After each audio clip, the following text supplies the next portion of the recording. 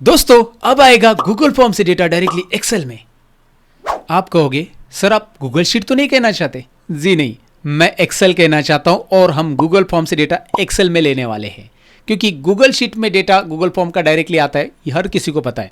मतलब जिसे Google form use करने आता है उसे पता है कि भाई गूगल फॉर्म में जो भी डेटा हम सबमिट करते हैं वो डायरेक्टली आपको मिलता कहाँ पे? गूगल शीट में। सारे रिस्पॉन्सेस आप गूगल शीट में लेते हैं, लेकिन गूगल शीट से ये डेटा आएगा एक्सेल के अंदर। मतलब गूगल फॉर्म से डायरेक्टली डेटा हम एक्सेल में कैसे ले पाएंगे, अगर आप जानने में इंटरेस्टेड हो तो ये वीडियो आपके लिए बनाए। पहले मैं आपको डेमो दिखाना चाहूँगा कैसे आता है गूगल फॉर्म का डेटा एक्सेल में। डेमो देखते हैं। तो दोस्तों यहाँ पे स्क्रीन के ऊपर आपको दिखाई दे रहा है गूगल फॉर्म, जो कि कॉन्टैक्ट इन्फॉर्मेशन वाला गूगल फॉर्म, और यहाँ पे मैंने दो ही फील्ड लिए, नेम और ईमेल। और एक्सेल फाइल भी मैं दिखाता हूँ। यहाँ पे देखिए एक्सेल फाइल में इस तरह से डेटा आएगा अगर उस फॉर्म में मैं डेटा भरूंगा तो ऑलरेडी एक ईमेल आईडी यहाँ पे ऐड है, लेकिन और एक मैं यहाँ पे डेटा भर रहा हूँ। अभी मैं आपको दिखाता हूँ। जैसे मैंने यहाँ पे नाम दिया राजेश सिंह और ईमेल आईडी दे दिया rajesh@gmail.com। ओके, तो ये मैंने यहाँ पे भरा और जैसे मैं यहाँ पे सबमिट करता हूँ, ये यहाँ पे गूगल फॉर्म में मैंने सबमिट किया, राइट। अब ये मैं डायरेक्टली जाके चेक करूँगा एक्सेल में। तो एक्सेल में मैं यहाँ पे आ चुका हूँ। अब यहाँ पे करना क्या है, इस टेबल पे कहीं पे भी आप क्लिक करोगे और राइट क्लिक करना है और यहाँ पे एक रिफ्रेश बटन आपको मिल जाएगा। ये देखिए, तो इस रिफ्रेश पे आपको बस क्लिक कर देना है। जैसे ही आप इसे रिफ्रेश करोगे, जो डेटा आपने गूगल फॉर्म में भरा था वो यहाँ पे लोड हो जाएगा। क्या बात है, डायरेक्टली लोड हो रहा है, ये दिखाई दे रहा है आपके सामने आ चुका है। तो अभी आपने ट्रेलर तो देख लिया कि भाई गूगल फॉर्म का डेटा डायरेक्टली एक्सेल में आ रहा है, आपने देख लिया। अभी देख लिया तो अब इसे करके देखते हैं प्रैक्टिकली, ये स्टेप बाय स्टेप सीखते हैं कि भाई गूगल फॉर्म का डेटा कैसे आएगा एक्सेल के अंदर। Let's begin.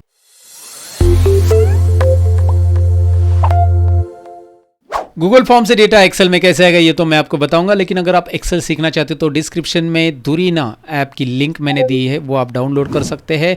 और उसके ऊपर साइन अप करने के बाद आपको जाना है नीचे, आपको ये ऑप्शंस भी मैं दिखाता हूँ। शो मोर ऑप्शंस यहाँ पे क्लिक करना है, जहाँ पे एक्सेल बेसिक टू एडवांस का एक और टैब मिलेगा शो मोर के अंदर। इसमें आपको मेरा एक्सेल कोर्स मिलेगा, एक्सेल बेसिक कोर्स मिलेगा, एक्सेल इंटरमीडिएट कोर्स मिलेगा, एक्सेल एडवांस कोर्स मिलेगा और एक्सेल बिगिनर्स टू एडवांस एक कोर्स मिलेगा। तो इसमें से जो भी कोर्स आप इंटरेस्टेड हो उसे आप इनरोल कर सकते हैं, घर बैठे बैठे एक्सेल सीख सकते हैं। यहाँ पे लगभग 150 प्लस वीडियोस मैंने एक्सेल के ऐड करके रखे, जो कि घर बैठे बैठे आपको एक्सेल में अगर कुछ एडवांस सीखना है तो आप यहाँ से सीख सकते हैं। दुरीना ऐप की लिंक मैंने डिस्क्रिप्शन में दी, वहाँ से आप डाउनलोड कर सकते हैं, या फिर प्ले स्टोर पे आप डायरेक्टली दुरीना सर्च करके भी जा सकते हैं, right. Excel course specially Excel users के लिए मैंने इस ऐप पे रखा है, जो कि आप अभी जाकर चेकआउट कीजिए। फिलहाल तो अपने टॉपिक की तरफ बढ़ते हैं। तो आप तैयार हो ये जानने के लिए कि भाई गूगल फॉर्म से डेटा गूगल शीट की जगह एक्सेल में कैसे आएगा? चलिए मैं प्रैक्टिकली दिखाता हूँ। सबसे पहले आप गूगल पे गूगल फॉर्म सर्च कीजिए और गो टू फॉर्म्स में जाइए, right. Go two forms, form use करना तो आता होगा आपको। फॉर्म के ऊपर ऑलरेडी मैंने वीडियो बनाया, डिस्क्रिप्शन में लिंक देता हूँ आपके लिए,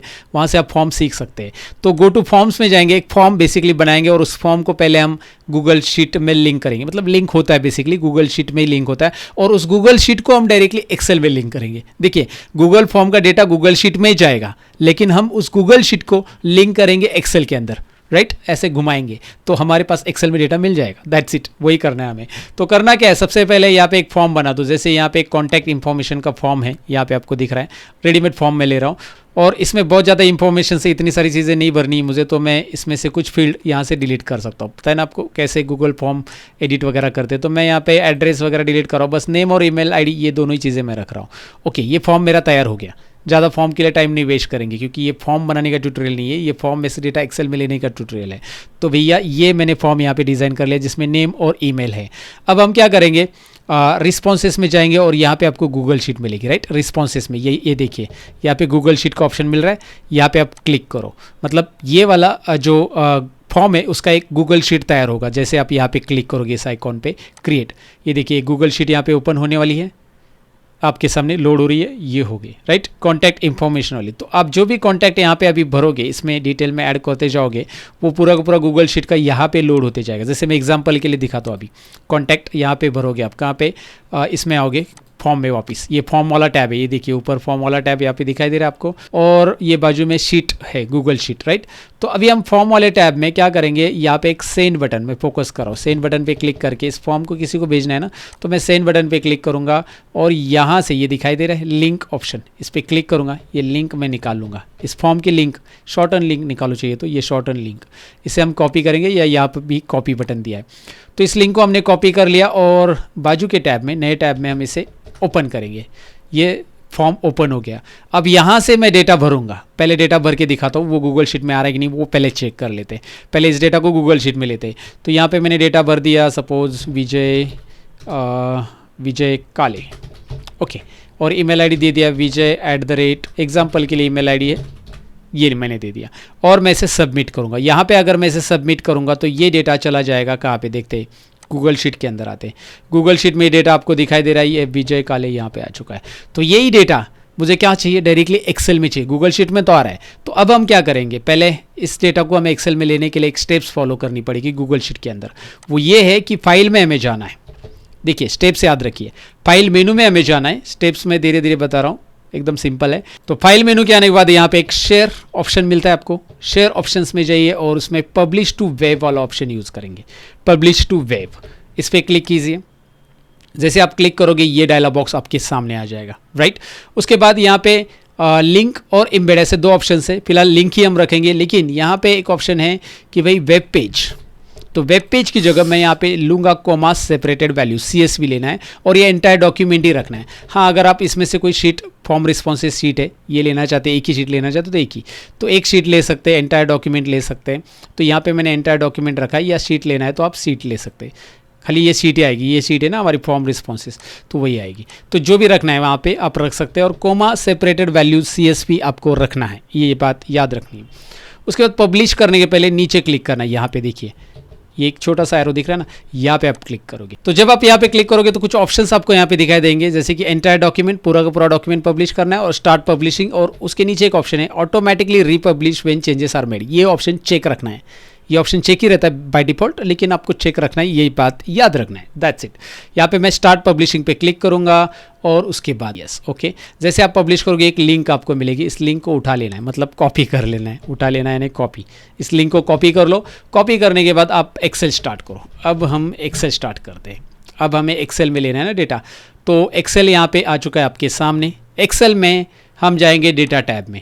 डेटा टैब के अंदर ये देखिए, डेटा टैब में हम जाएंगे और डेटा टैब के अंदर यहाँ पे फ्रॉम वेब एक ऑप्शन मिलेगा आपको, और ये जो है फ्रॉम वेब ऑप्शन आपको नए वर्जन में, मतलब 2016, 19 और 2021 में ही मिलेगा। याद रखिए पुराने वर्जन में फ्रॉम वेब ऑप्शन के लिए आपको पावर क्वेरी इंस्टॉल करना पड़ेगा। पावर क्वेरी आप गूगल पे सर्च करोगे, Microsoft power query for 2013 version, और जब आप उसे इंस्टॉल करोगे तो यहाँ पे एक क्वेरी टैब आएगा, उसमें आपको फ्रॉम वेब मिलेगा।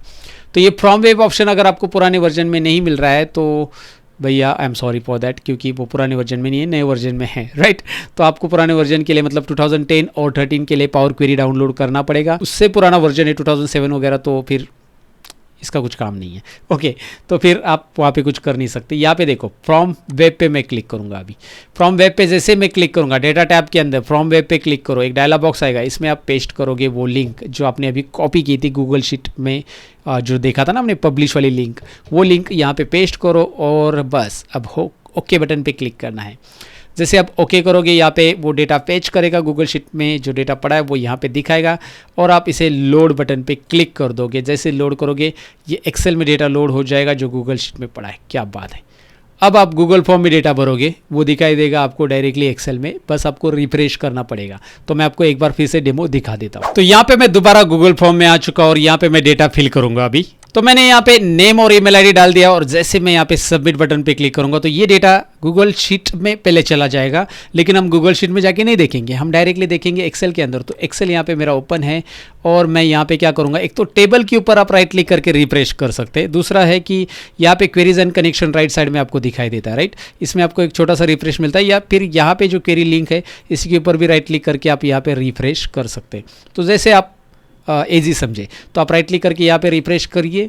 बस अब देखिए रिफ्रेश करने के बाद राकेश शर्मा और जो रिकॉर्ड मैंने ऐड किया था वो एक्सेल में डायरेक्टली आ चुका है। तो जो मुझे बताना तो मैंने बता दिया है, आपने भी प्रैक्टिकल इसे करके देखना है। और इससे रिलेटेड हमने एक ब्लॉग भी लिखा है जिसमें सारी इन्फॉर्मेशन मैंने दी है, डिस्क्रिप्शन में लिंक है उस ब्लॉग की, जहाँ पे हिंदी में मैंने एक्सप्लेन किया है ये सारी चीज़ें, राइट। तो अगर आप इंटरेस्टेड हो तो डिस्क्रिप्शन में जाइए, चेकआउट कीजिए वो भी ब्लॉग ज़रूर, learnmoreindia.in पे अवेलेबल है। साथ ही में हमारे ढेर सारे कंप्यूटर कोर्सेज डिस्क्रिप्शन में लिंक दी है, वहाँ पे जाकर आप चेकआउट कर सकते हैं। वेबसाइट की लिंक है जहाँ पे हमारे बहुत सारे कंप्यूटर कोर्सेज अवेलेबल है ISO सर्टिफिकेट के साथ, ज़रूर चेकआउट कीजिए। मैं मिलूंगा कुछ और इंटरेस्टिंग वीडियो के अंदर, तब तक के लिए अपना ख्याल रखिएगा, सीखते रहिए, सिखाते रहिए, बाय बाय।